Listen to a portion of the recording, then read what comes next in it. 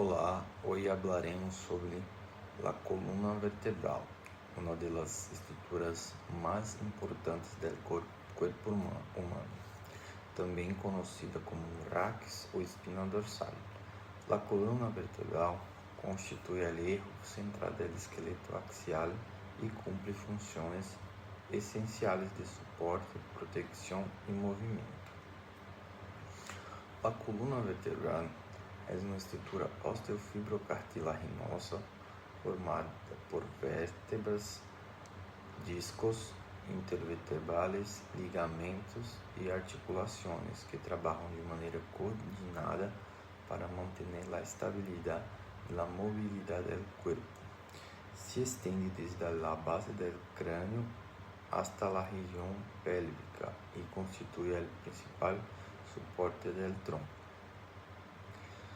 Em el ser humano adulto, a coluna vertebral está formada por 33 vértebras, distribuídas em 5 regiões anatômicas. A região cervical está composta por 7 vértebras, identificada como C1 a C7. A região torácica está formada por 12 vértebras, denominada T1 a T12. E a região lombar compreende 5 vértebras, chamada L1 a L5. Ademais, existem 5 vértebras sacras fusionadas que formam o sacro e 4 vértebras coxígeas fusionadas que constituem o cox. Desde uma vista lateral, a coluna vertebral apresenta curvaturas fisiológicas que permitem uma adequada distribuição do peso corporal. Estas curvaturas são as lordoses cervical, as cifoses torácicas, a lordose lumbar e a cifose sacrocoxígea. Graças a elas, a coluna aumenta sua resistência mecânica e contribui ao mantenimento do equilíbrio corporal. Cada vértebra apresenta uma estrutura básica comum. Uma vértebra típica está formada por um corpo vertebral situado anteriormente e um arco vertebral ubicado posteriormente. O corpo vertebral é a porção encargada de suportar o peso do corpo. O arco vertebral está formado por pedículos e lâminas e protege a medula espinal. Entre o corpo e o arco vertebral se encontra o forame vertebral. A superposição de todos os forames vertebrais forma o conduto vertebral, dentro do qual se encontra alojada a medula espinal. As vértebras também possuem diversas prolongações, denominadas apófises. As apófises espinosas se projetam hacia atrás.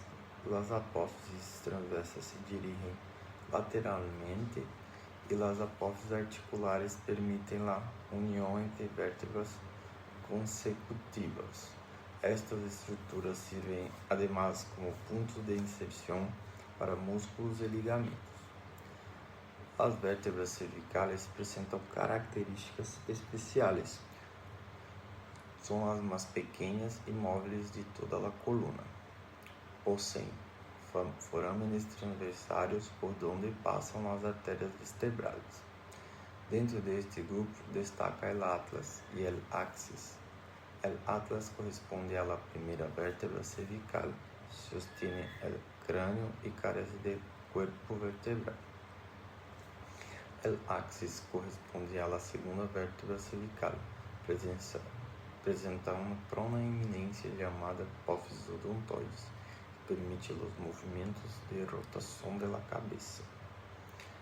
As vértebras torácicas se caracterizam por apresentar focetas articulares para a união das costilhas. Suas apófises espinosas são largas e estão inclinadas inferiormente. Estas características proporcionam estabilidade à região torácica. As vértebras lumbares são as mais grandes e robustas de toda a coluna vertebral. Seus corpos vertebrales son voluminosos porque deben soportar gran parte del peso corporal. Además, poseen apófisis espinosas gruesas y resistentes. La columna vertebral cumple 3 funciones fundamentales. En primer lugar, proporciona soporte estructural al cuerpo, permitiendo mantener la postura erguida. En segundo lugar, protege la médula espinal y las raíces nerviosas que emergen de ella.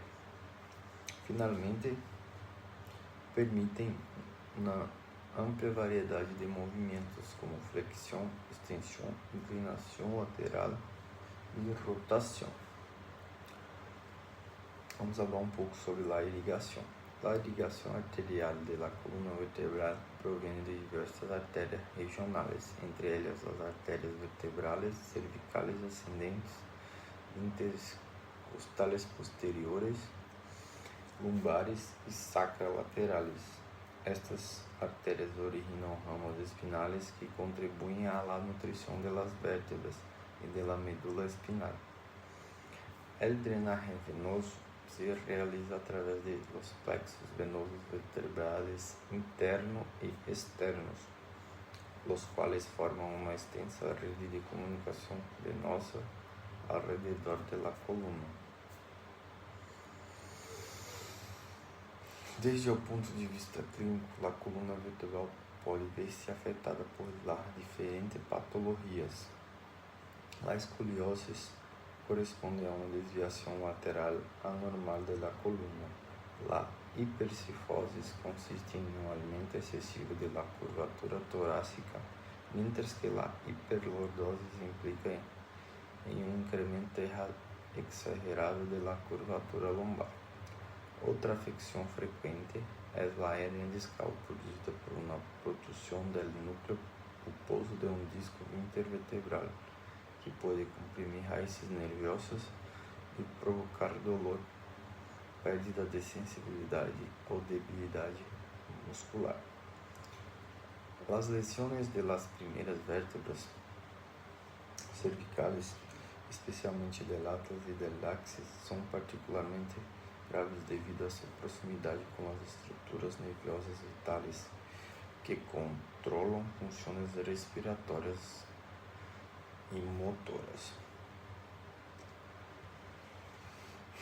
Generalmente, la columna vertebral constituye el eje principal del cuerpo humano.